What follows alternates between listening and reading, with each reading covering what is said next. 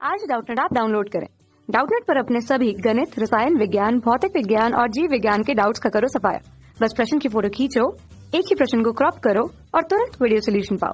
अभी डाउनलोड करें। हेलो दोस्तों, आपका प्रश्न है 10 डिग्री सेंटीग्रेड और 566 mm दाब पर नाइट्रोजन के कितने भार का आयतन 580 ml हो जाएगा। तो चलिए इस प्रश्न को हल करते हैं। ठीक है, तो यहाँ पे दोस्तों तापमान हमें दे रखा है T, इसे व्यक्त करते हैं T से कितना है 10 डिग्री सेंटीग्रेड। इसे केल्विन में बदलेंगे तो 273 प्लस डिग्री सेंटीग्रेड वाला तापमान, तो 273 प्लस 10, तो ये हो जाएगा दोस्तों 283। ठीक है, 283 केल्विन ये तापमान हो गया। और दाब कितना दे रखा है दोस्तों, यहाँ पे दाब हमें दे रखा है 566 mm दाब दे रखा है। और आयतन कितना है यहाँ पे 380 ml, 380 ml आयतन है, ये हमें दे रखा है दोस्तों। तो दोस्तों यहाँ पे हम मान लेते हैं, माना कि सामान्य ताप दाब जिसे हम STP भी कहते हैं। ठीक है, सामान्य ताप और दाब पर आयतन क्या हो जाता है, आयतन B0 लीटर है।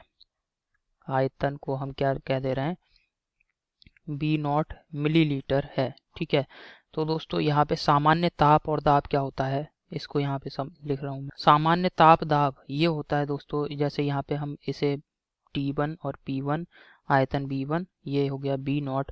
तो यहाँ पे जो सामान्य ताप होता है, ताप इसे T2 से व्यक्त कर दे रहे हैं, ये होता है 273 केल्विन। और दाब जो है P0, इसे P2 से व्यक्त कर दे रहे हैं, ये होता है 760 mm।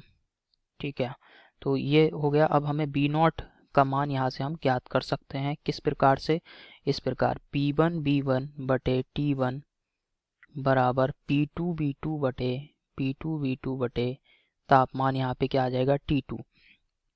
अब सभी मान यहाँ पे लगा देंगे, B2 बराबर B0 के है। ठीक है, तो P1 का मान कितना है 566, B1 का मान कितना है 380 बटे तापमान T1 का मान कितना है यहाँ पे 283 केल्विन। अब P2 का मान 760, B2 का मान B0 बटे T2 का मान कितना है 273। तो इसे हल करेंगे दोस्तों, तो B0 का मान क्या आ जाएगा, यहाँ पे व्यवस्थित करके लिख रहा हूँ मैं अब। ठीक है, तो ये हो जाएगा 566 गुणा 380 गुणा 273 बटे, इसको भाग कर देते हैं, ये आ जाएगा 760 गुणा 283। तो इसे हल करने से हमें B0 का मान ज्ञात हो जाएगा। तो B0 बराबर ये आ रहा है दोस्तों 273 मिलीलीटर। तो इसको अगर हम लीटर में बदलें तो 2000 से इसे भाग करेंगे तो B0 बराबर क्या हो जाएगा 0.273 लीटर। ठीक है, अब चूंकि दोस्तों हमें पता है कि जो साधारण ताप दाब होता है उस पर दोस्तों 22.4, कोई भी गैस है उसके 22.4 लीटर आयतन का भार क्या होगा, उसका जो अणुभार है उसके बराबर होता है। तो चूंकि यहाँ पे हमारी जो गैस है वो कौन सी है, यहाँ पे नाइट्रोजन गैस है।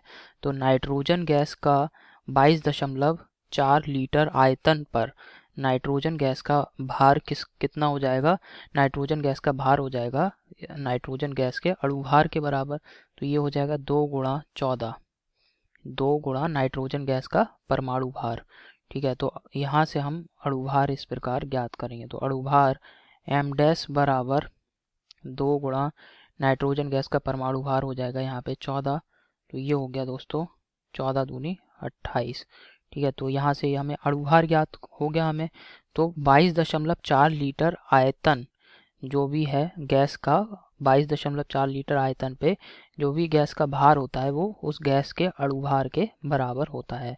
तो 22.4 लीटर आयतन पर नाइट्रोजन के आयतन का भार, ठीक है, 22.4 लीटर N2 अर्थात नाइट्रोजन के आयतन का, नाइट्रोजन का भार, इसको इस प्रकार लिख सकते हैं, का भार बराबर किस क्या हो जाएगा, इसका अणुभार के बराबर होगा ये अर्थात 28 ग्राम।